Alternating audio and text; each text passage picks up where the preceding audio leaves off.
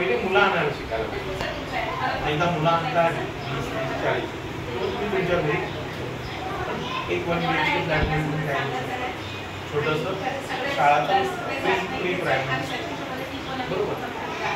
दुसरं कुठल्या तरी एखाद्या शाळेमध्ये जाऊन तुम्ही ॲप्लिकेशन दिलं, अपॉइंटमेंट तुमची झाली तरी प्री प्रायमरी स्कूलमध्ये तुम्हाला चांगला जॉब. तुम्ही तुमच्या गावाला गेलात जिथं तुमचं आधार कार्ड आहे, रेशन कार्ड आहे, अशा ठिकाणी अंगणवाडी सेविकेच्या पोस्ट 4 तासाचं काम असतं. चांगला 20-22 पगार मिळतो.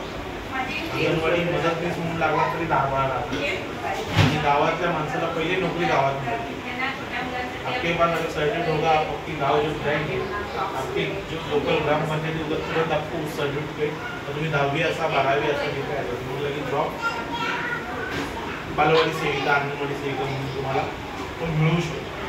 तर तिथे पण तुम्हाला थोडासा डोळा पाहिजे की मला तिथे जॉब मिळू शकतो का. नगरपालिकेचे काही शाळा घालण्याचा.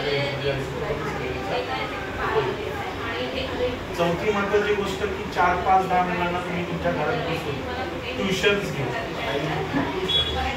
एका मुलामध्ये 200, आमच्याकडे अलिबागला 200-300 रुपये महिन्याला घेतो.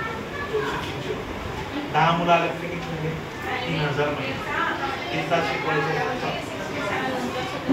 2 घंटे में अगर 3000 मिलता है, घर भी संभालेंगे, बच्चे भी संभालेंगे, भांडी घासणं, कपडे धुणं सगळं आवरून जर 3000 रुपये तुम्ही आणू शकत असाल तर काय वाईट.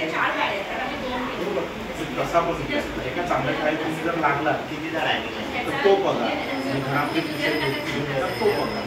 20 मुलं आले तरी पण 6000 रुपये महिन्याने. पण वेळा तर मला वाटतं जास्त आहे, 500-600 रुपये. पण बघा 200 रुपये जर तुम्ही घेता तर लोक येतील ना. हो मॅडम 200